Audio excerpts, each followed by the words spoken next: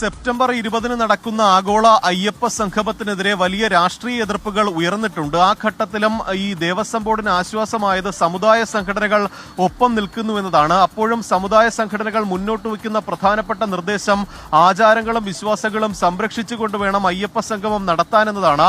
ആ രീതിയിൽ തന്നെയാണ് പരിപാടിയുമായി ദേവസ്വം ബോർഡ് മുന്നോട്ട് പോകുന്നത്. ഈ പരിപാടിയിൽ പങ്കെടുക്കുന്ന പ്രതിനിധികൾക്ക് ചില മാനദണ്ഡങ്ങൾ ദേവസ്വം ബോർഡ് മുന്നോട്ട് വച്ചിട്ടുണ്ട്.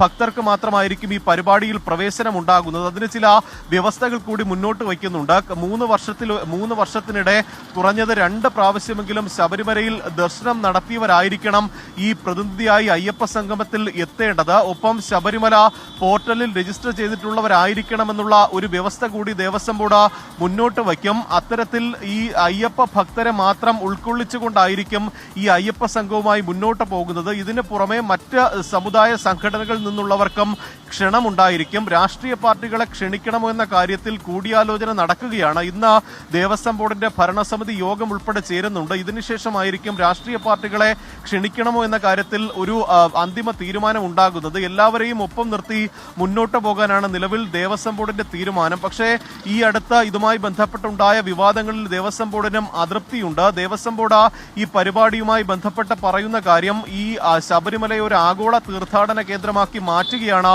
അയ്യപ്പ സംഗമം കൊണ്ട് ദേവസ്വം ബോർഡ് ലക്ഷ്യമിടുന്നത്. അതിൽ മറ്റ് രാഷ്ട്രീയമായി യാതൊരു തരത്തിലുള്ള ഉദ്ദേശവും ഇല്ല എന്നതാണ് ദേവസ്വം ബോർഡ് അറിയിച്ചിരിക്കുന്ന കാര്യം. പക്ഷേ വലിയ എതിർപ്പ് BJPയുടെ ഭാഗത്ത് നിന്ന് ഉണ്ടാകുന്നുണ്ട്. യുവതീ പ്രവേശനവുമായി ബന്ധപ്പെട്ട ഈ കോടതിയിൽ ദേവസ്വം ബോർഡ് സ്വീകരിച്ച നിലപാട് തിരുത്തണമെന്നതാണ് ഇക്കാര്യത്തിൽ BJP മുന്നോട്ട് വയ്ക്കുന്ന കാര്യം.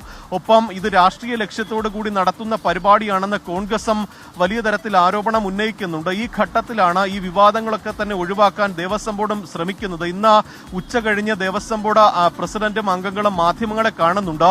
ഉയർന്ന വിവാദങ്ങളിൽ വിശദീകരണം നൽകാനായിരിക്കും ഇവർ മാധ്യമങ്ങളെ കാണുക. എന്തായാലും ഈ പരിപാടിയുമായി സർക്കാരും ദേവസ്വം ബോർഡ് മുന്നോട്ട് പോവുകയാണ്. പരമാവധി വിവാദങ്ങൾ ഒഴിവാക്കിക്കൊണ്ട് ഭക്തരെ പങ്കെടുപ്പിച്ചുകൊണ്ടുള്ള ഒരു സംഗമമായിരിക്കും ശബരിമലയിൽ നടക്കുക.